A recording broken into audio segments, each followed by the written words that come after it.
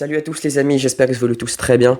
On se retrouve pour une nouvelle vidéo aujourd'hui dans laquelle on va voir le 11 type que j'aimerais avoir dans le futur pour l'équipe de France. Donc on commence sans plus tarder.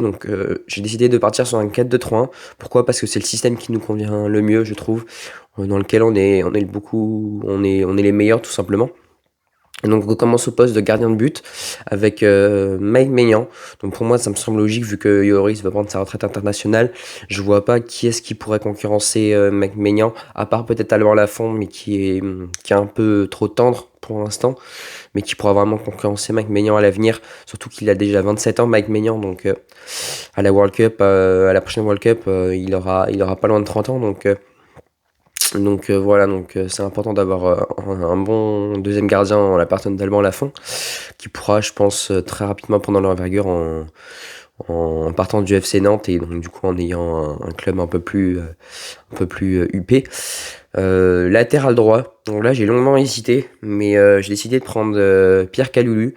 Pourquoi? Parce que c'est un défenseur central mais qui est très polyvalent, donc il sait jouer à droite avec notamment un classé Milan, ce qu'il fait assez souvent. Et en doublure, j'ai décidé de prendre Malo Gusto. Donc ça, je suis pas forcément convaincu par Malo Gusto, mais j'ai hésité avec Mohamed Simakan. Donc ça dépendra des performances de Malo Gusto avec l'Olympique Lyonnais dans les mois à venir. Mais en tout cas, si jamais Malo Gusto venait à ne pas être bon, évidemment, j'appellerai en doublure de Kalulu Mohamed Simakan.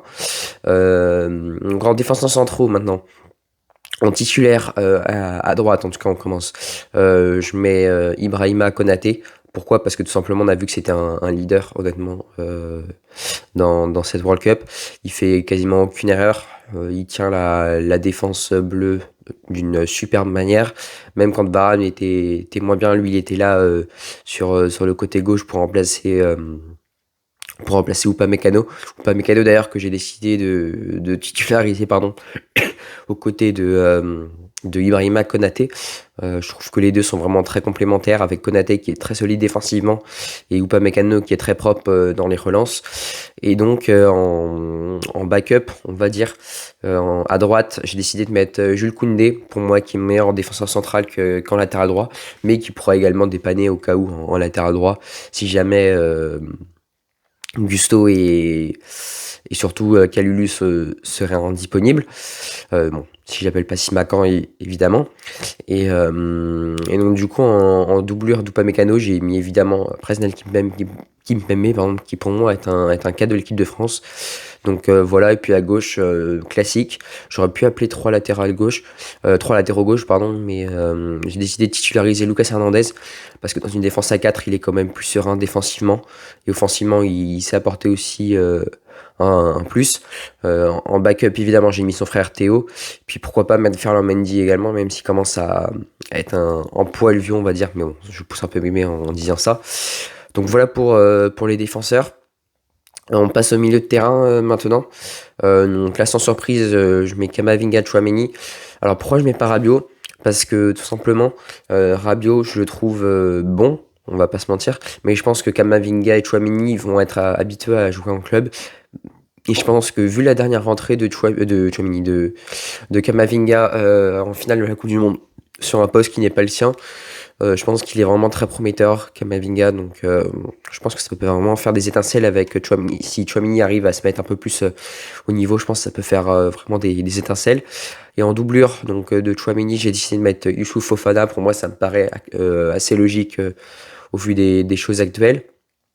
Et j'ai décidé de mettre du coup Adrien Rabiot en doublure de Camavinga, qui sera une doublure de luxe. Alors évidemment, j'ai pas mis Kanté et Pogba parce que pour moi, ils sont plus sur le retour plus qu'autre chose. Donc pour moi, voilà, ils ne reviendront pas en équipe de France. Enfin, en tout cas, c'est mon avis personnel, on n'est pas obligé d'être d'accord, mais voilà. Donc voilà pour ce double pivot. Évidemment, 10, je mets Griezmann, même s'il aura 33 ans dans 2 ans pour l'Euro. Voilà, je pense que c'est quand même un leader de l'équipe de France. On l'a bien vu avec ce mondial là, de toute façon. Puis en doubleur, j'ai mis Nkunku, donc à voir les niveaux des deux. Mais ça pourrait très bien faire Nkunku en titulaire et Griezmann en remplaçant ou l'inverse. Mais voilà, pour l'instant, je pars plutôt sur Griezmann titulaire parce que c'est quand même Griezmann qu'on ne peut pour l'instant pas se passer d'un joueur de cette qualité. À droite, alors je vais pas mettre Ousmane Dembélé parce qu'il m'a vraiment beaucoup déçu lors de cette Coupe du Monde. J'en attends vraiment plus de Dembélé. Je l'ai trouvé trop neutre, honnêtement. Il avait bien commencé contre l'Australie, puis après il s'est éteint petit à petit pour faire un non-match clairement contre l'Argentine. Donc c'est pour ça que je titularise Kingsley Coman, qu'on n'a pas assez vu, je trouve. Alors certes, il a été blessé, un peu malade et tout ça, mais blessé d'ailleurs, je sais plus, mais en tout cas malade, ça c'est sûr. Mais voilà, moi j'en attends pas plus de Coman, mais je demande à revoir en tout cas parce que je trouve qu'on l'a pas assez vu lors de cette Coupe du Monde. Et puis voilà, donc Dembélé en doubleur pour l'instant, ça me semble assez logique. À gauche, bon bah évidemment Kylian Mbappé, je pense que ça c'est un scoop pour personne. Et en doubleur, du coup, j'ai mis Moussa Diaby sans grande conviction, mais il fait une bonne saison avec le Bayern Leverkusen, donc pourquoi pas, mais après avoir s'il reste bon sur le long terme. Et puis vu qu'Olivier Giroud devrait prendre sa retraite internationale incessamment sous peu et que Karim Benzema l'a déjà officialisé, il n'y a plus beaucoup de monde au poste de numéro 9. J'ai pas décidé de mettre Mbappé en numéro 9 parce que c'est pas vraiment son poste. Pour moi, il est plus à l'aise sur une aile avec des super débordements avec sa vitesse. C'est pour ça que j'ai décidé de mettre Kolo Muani du coup un peu par défaut. Il a fait un très bon mondial, notamment contre l'Argentine qui était très solide. Et puis je pense que pour l'instant, on n'a pas trop d'avenir à ce poste. Alors j'ai hésité à mettre Gouiri également pour le futur. Je pense que s'il continue à prouver, il aurait sa place honnêtement en équipe de France et en numéro 9.